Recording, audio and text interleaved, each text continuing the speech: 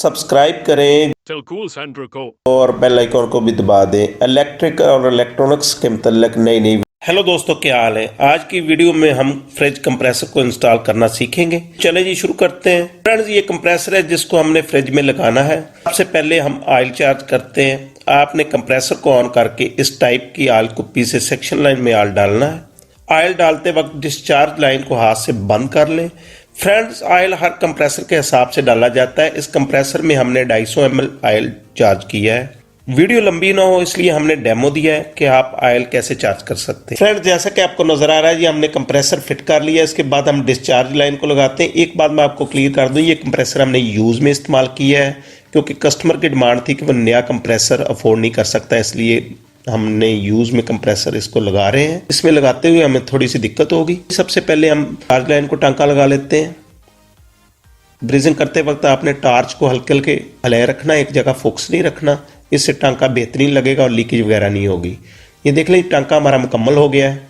Friend, जैसा कि आपको नजर आ रहा है जी, अब हम फिल्टर को लगा रहे हैं। फिल्टर को हमने एडजस्ट कर लिया। अब हम इसकी ब्रीजिंग करते हैं। इसकी अच्छे तरीके से आपने ख्याल से टांका इसको लगाना है ताकि कोई मसला बाद में।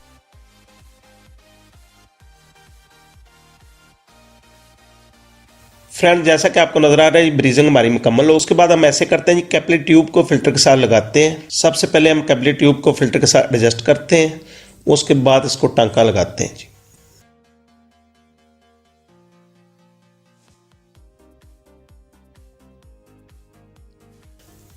कैपिलरी ट्यूब हमारी एडजस्ट हो गई है। अब हम इसको टांका लगा रहे हैं। फ्रेंड्स, इसमें आप किसी की हेल्प भी ले सकते हैं क्योंकि कैपिलरी ट्यूब काफ़ी बारीक होती है, इसमें हिलने जुलने का एहतमाल होता है, इसलिए आप किसी की मदद ले लें जैसे मैंने ली है। फ्रेंड्स, अब हम सेक्शन लाइन को लगाते हैं। लगाने से पहले हमने रेग मार्क की मदद से दोनों पाइपों के सिरों को हमने अच्छे तरीके से स्मूथ कर लिया है। पाइप हमारे ओके हो गए। अब हम ब्रीजिंग कर रहे हैं जी। फ्रेंड्स, इसके बाद हमने कंप्रेसर की साइड पे चार्जिंग वाल को लगाना है जिधर से हमने गैस चार्ज करनी है। ये हमारा चार्जिंग वाल है जी, इसको हम इधर ब्रीज कर रहे हैं। जैसा कि आपको नजर आ रहा है, ये ब्रीजिंग हमारी मुकम्मल होगी। अब हम इसके अंदर वाल डाल के इसको टाइट कर रहे हैं ताकि इधर प्रेशर दे के देखा जाए कोई लीकेज वगैरह तो नहीं है। अब हम लाइन लगा के इसको कंप्रेसर की मदद से इसको प्रेशर देते हैं और तमाम ज्वाइंट्स जिधर हमने ब्रीजिंग की है उनको चेक करते हैं। उसके बाद आधे घंटे के लिए इसको छोड़ेंगे और देखेंगे ताकि पता चल सके कहीं और लीकेज वगैरह नहीं है। जैसा कि आपको नजर आ रहा है जी, कंप्रेसर के साथ मैंने लाइन को अटैच कर दिया है। अब हमने कंप्रेसर को स्टार्ट करके इसको प्रेशर देते हैं जी। तो ये देख लें जी, 70 PSI हमने इसको प्रेशर दे दिया है। उसके बाद हम फोम की मदद से तमाम ज्वाइंट्स को चेक कर रहे हैं। इन तमाम ज्वाइंट्स को फ्रेंड्स आपने तसल्ली से चेक करना है। अगर कोई लीकेज वगैरह हो तो दोबारा ब्रीजिंग कर लें। उसके बाद ऐसे जी हमने आधे घंटे के लिए इसको छोड़ रहे हैं। आधे घंटे के बाद हम देखेंगे कि हमारा जो प्रेशर है वो सस्टेन है, वो मेंटेन रहा। तो उसके बाद हमने ऐसे करना है जी, इसको हम वैक्यूम करेंगे। वैक्यूम करने के बाद इसको गैस चार्ज करेंगे जी। तो फ्रेंड, जैसा कि आपको नजर आ रहा है, आधे घंटे के बाद हमने इसको चेक किया तो हमारा प्रेशर बिल्कुल ओके है। इसमें किसी किस्म का मसला नहीं है, कोई प्रेशर डिक्रीज नहीं हुआ। इसलिए हमने इसको वैक्यूम सबसे पहले करना है। वैक्यूम करने के बाद हमने इसको गैस चार्ज करनी है। फ्रिज को हमने वैक्यूम कर लिया जी। अब हम गैस चार्ज करते हैं। गैस चार्ज करते वक्त आपने एक चीज़ का ख्याल करना है कि फ्रिज में वही गैस डालनी है जो पहले डली थी।